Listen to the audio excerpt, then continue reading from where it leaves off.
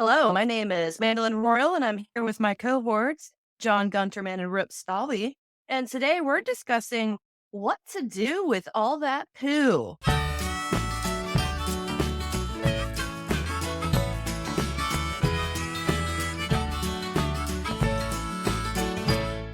What you put into the front of the bird is going to come out the back side. So we're going to spend a little bit of time talking about the management, the composting, some safety considerations, and just generally the best ways to manage all that. Yes. Lots of manure, and we have to handle it properly to protect ourselves and our local environment and our domestic animals and the wild animals that are close to us. Yeah, it's something we all have to deal with, no matter what your situation. Sooner or later. It's Yep. coming. Yep. As Forrest Gump says, it happens.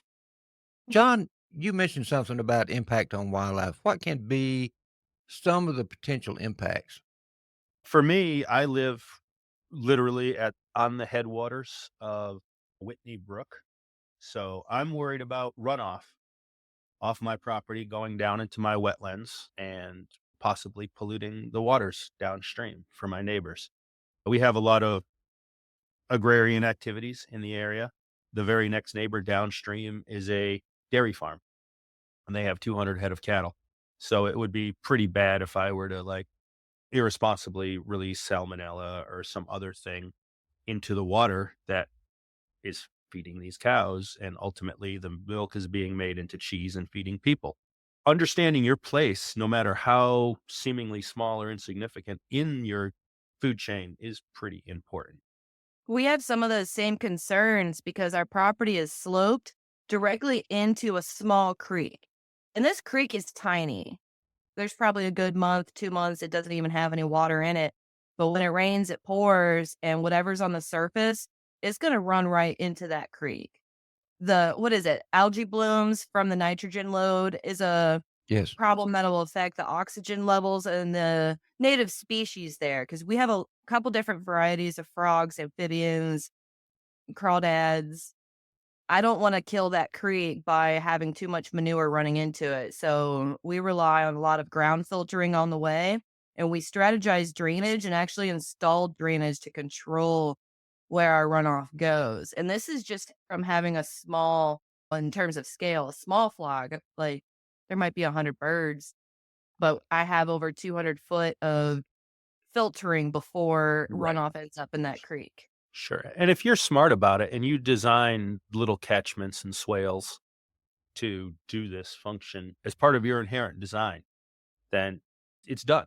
You just need to think about it a little bit and prepare for worst case scenario. We've seen a lot of torrential floodings recently, which has had an impact on a lot of people's farms and birds.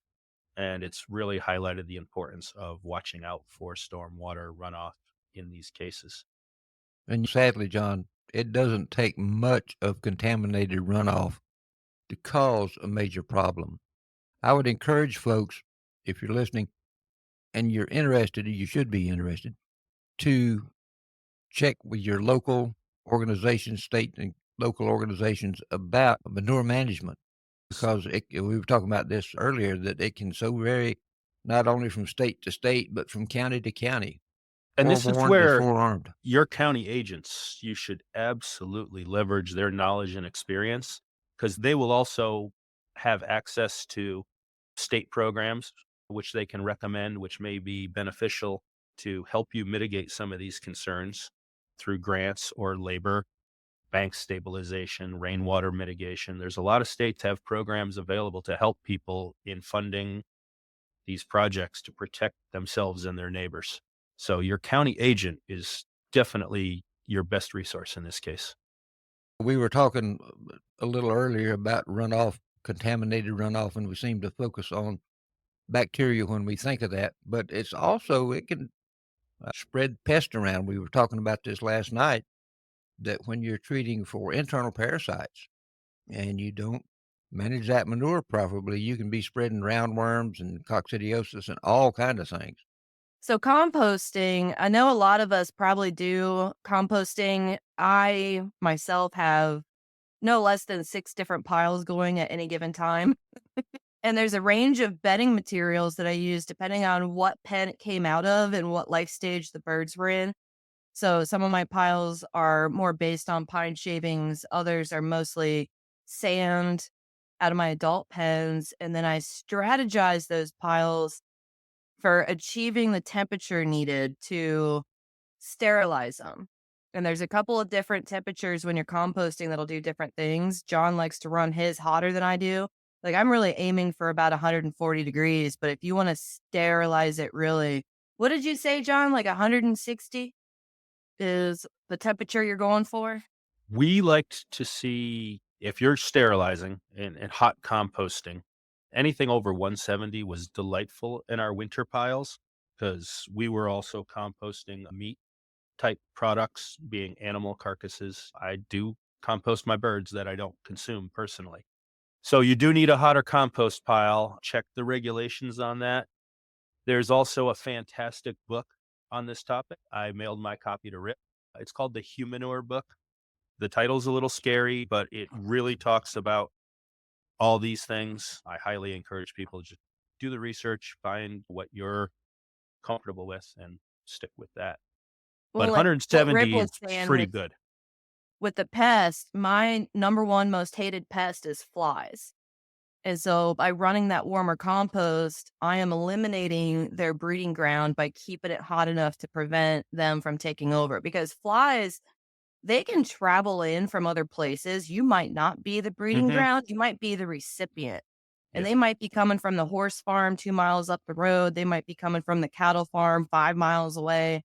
Those flies are going to end up there. And their favorite thing is moisture and warmth. Right. So if your compost is running at their perfect preferred temperature, yeah, you're going to be a breeding ground for them. But You're if you creating a niche that they're yeah, going you're to fill. creating a habitat if you're not composting at the appropriate temperature. So managing your piles is getting the right combination of browns and greens and nitrogen. There is a bit of an art form, but you do learn it pretty quick.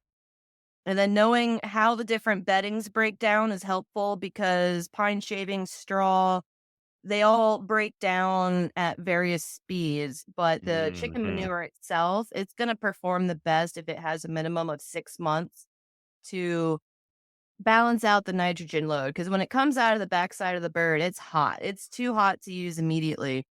But I did see some research that said if you do spread it over your garden areas fresh, then you need to give at least 140 days for it to disperse itself before any vegetable plant comes anywhere near it. So this is something you could do in the fall so that it has winter and early spring, but you don't want to put your vegetables anywhere near fresh manure. It has to age so that it can go through its natural processes to become safe. And then temperature is a driving factor in how long that'll actually take. It could be anywhere from 3 months if you're down south and your compost is in a real warm, sunny spot. It's going to break down faster than if you're up in Michigan. You're going to be looking at it 6 months minimum, all the way up to 1 year. And when you're turning that compost, it'll tell you where it's at and how long Mhm. you need to wait before you can use it. If it's identifiable, you'll get Yeah. to know your compost. This Yeah. is one of As you those go, you'll things that learn. you just have to see it and experience it. But while you're doing this, also, please keep in mind that there are some health hazards to humans in there, and you should at least be wearing an appropriate lung protection. There's some things going on there that we should not be breathing. There is this poultry worker's lung disease. It's pretty well documented. As long as you take basic safety precautions, you'll be okay. Is that fungal or is that bacterial? Because I think there's a couple different things. And I think the worst thing that could happen is the fungal lung infection. Yes, that fungal infection is serious business, and Yeah. it's really hard to treat. Hmm. Yeah. I Anytime I'm cleaning a pen or working with birds, because the birds will kick up dust off their floors just by you being in there chasing them. And I'll wear a respirator sometimes for that too, unless I forget. can't forget, my body will remind me. I'm in the process now of cleaning out my garage. Peat moss everywhere. Remember that warning, folks. It's amazing, but if you use it indoors, it's going to be everywhere.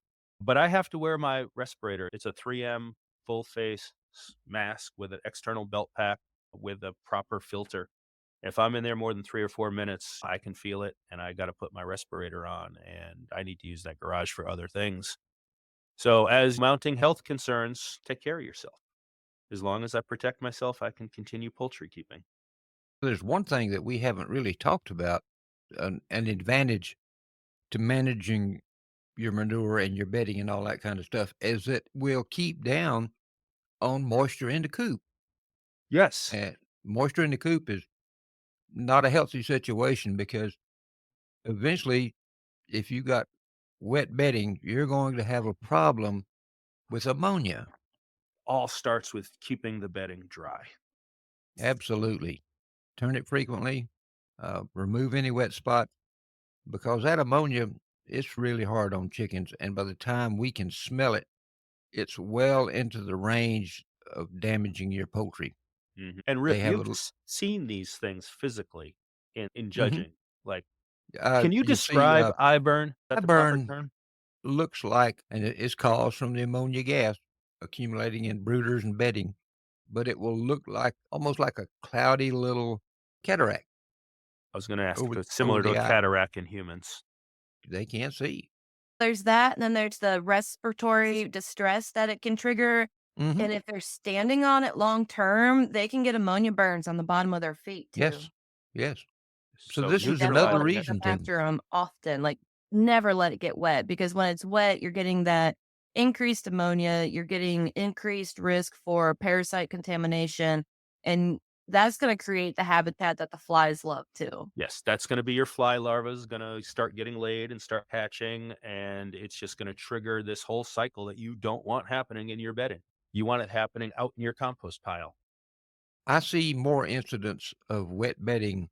I don't know about you guys up north, but here it can be a real problem pretty quickly when it's cold weather because the birds they basically stay in one sort of confined area and don't get out and move around as much, and the manure accumulates in a hurry. The moisture can build up because it even if you're not spilling water, you got moisture in that manure, and you can have problems with that. Now, for some people, they clean often. Like, they have poo boards in the coop where they can just scrape it off daily, or maybe they attack it weekly.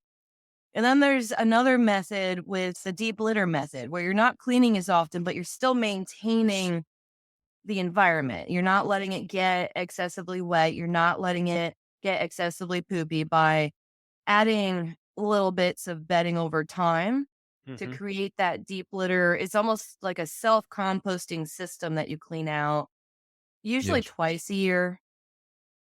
Tried it, but I can't keep up with it. So I do That's been my deep, challenge.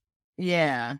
it So is. I scrub out pretty often, but Well, I'm using a lot of locally sand and peat moss. So it's more of a sifting, retrieving the poo, but leaving the bulk of the bedding there. locally, we run out of peat moss about midwinter because it's tightly rationed coming out of Canada, and that's when I start throwing straw and even hay down, and that's right when things start thawing and getting a little damp and moist in the coop, and it's exactly when I don't want that happening.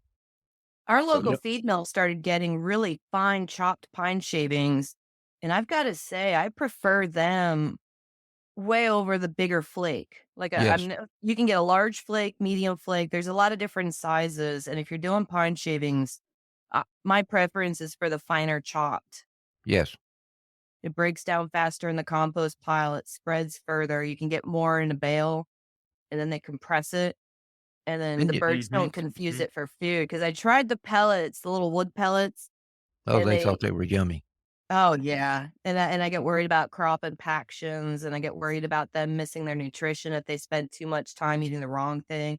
So my bedding choices usually fall in with what they're not gonna eat, because mine love to find new food sources, Yes. and I don't want it to be their bedding.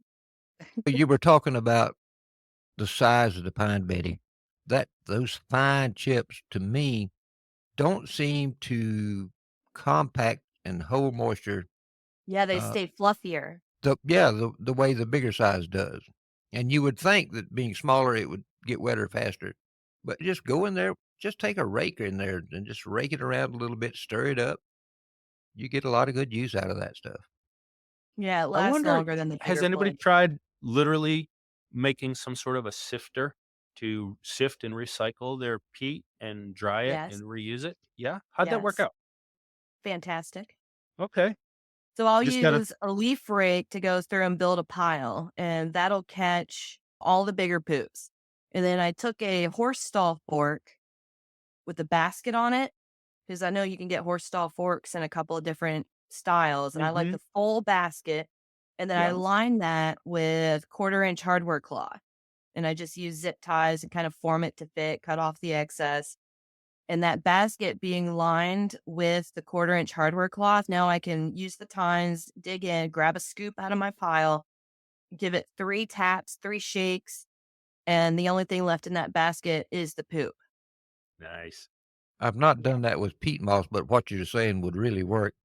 But I have created a similar thing when for sand bedding, and I Yeah, get one of the I started it with sand. You can buy them now for, metal detecting. You can get shovels with yes, holes already yes. in them. Oh, that was back in the day when you couldn't get those things. I'm not talking about how old I am or anything. But I used, the little pooper scooper sets for dogs. It had a Mhm. little rake and then a little scoop type Well, that thing, sounds very zen. and I took the scoop thing and I just drilled little holes, just lots of little holes in it. And just like you said, Manny, you can get it full of manure and shake it a couple of 3 times and then just dump out nothing but manure and maybe feathers. And that really helps to relieve the compost pile of excessive Yes, biomass buildup. Like yes. nothing built a bigger pile than when I was trying to use straw. Because straw Oh, here, it's cheap, it's plentiful, but it's not absorbent. I had a lot of complaints about straw. Like it's It good in the floats winter away for too. insulation, and that's about it. The rest of the year, I hate straw. It builds up too fast, takes forever to Blows break away, down, floats away. and I can't have use it. either one of has either one of you guys tried leaves?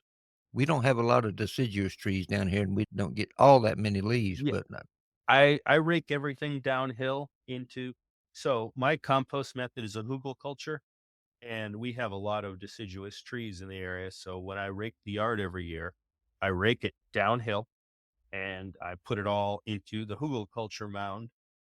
And it's 3 or 4 feet tall, chest height by the time I'm done in the fall. And in the spring, it's ankle deep again and ready for more stuff. We blow them into the outside runs, and it'll go in by the time I open up the gates and split piles between the pens. It'll be like 3 to 4 foot deep of leaves in the run, and I'll push it all the Mhm. way until maybe 5 feet from the pop doors. So then when the chickens come out, they stare at it and they go, "Wow, what's that?" It's Buffet, because taller they than they are, but then they get brave and they start going in there and doing their little chicken things of stirring it up and spreading it oh, they around. love By it. the time it's spring, it's gone. It's gone. Yeah. I've And it got a broke friend in down into Alabama. it helps the soil within the runs a Oh, lot. you bet. I've got a friend in Alabama that raises buckeyes and black turkeys, and he will put probably 2 feet of raked up leaves in each pen as bedding, and he said they go through that stuff in a hurry, and they break it up, and it gets really fine, and he says next year he's got some of the most beautiful compost for his garden. Yes. Leaf mold is awesome, and you add chicken, the act of stirring and breaking down and shredding, as well as all the insects that are coming in to feed off of this process are being consumed by the chickens. So you're increasing their natural protein source and decreasing your feed bill and producing happier, healthy chickens. It's a beautiful cycle and it all works. So I was doing some reading and it says that they'll poop anywhere from 12 to 15 times per day. They're going to average anywhere from 80 to 100 grams of manure per bird per day. And it ends up being 3 to 4% of their body weight is coming out the backside every single day. And Mm. that can add up to almost 6 pounds per bird per month. Sounds So like it's you've been worth doing figuring out some what your plan is. sounds like you've been doing some computations there, Mandy, which I Yeah, a think is couple. great. That should be part of your capacity planning, and most people don't account for the amount of manure. Not We until talk it's piled up and stinky. Yeah, we love our feed conversion ratios, but you got to think about where is all that other food that's going in the front end that's not being converted to meat and eggs Yes, going. absolutely. And it's right out the back. So we need to capture as much nutritional value while it's in the bird and utilize it. And without wasting it too, because there is such a thing as too much protein. And if you feed that protein excessively, it's coming immediately out of that backside. And it has a much higher nitrogen content that converts to ammonia. You're increasing the ammonia if you're excessively feeding protein, which And makes you it will smell stinkier, it it makes it more real quick. hazardous. Yeah. So the number one way to save money and labor all the way around is to feed the appropriate ration at the appropriate time. And to feed grit. Oh, yeah, to help. Well, That really, yeah. you would not think, I was surprised back before I religiously fed my birds grit. And then I switched over and I was really surprised at the reduction in the amount of manure And the after I healthier started bird. feeding grits. Proper Yeah, gizzard oh, yeah. action is going to extract and release more micro and macronutrients, make them available to the bird, and let less go out the back end. And they're actually eating about 15 to 20% less feed. Mm. So that reduces your manure output. Especially if you're Good providing a quality feed that's a whole Yes. grain Oh, with yeah. the fibers. Thank you for joining us for part 1 of Manure Management here on the Poultry Keepers Podcast. Be sure to join us next Tuesday for part 2 of this series. Remember, we talk poultry, from feathers to function.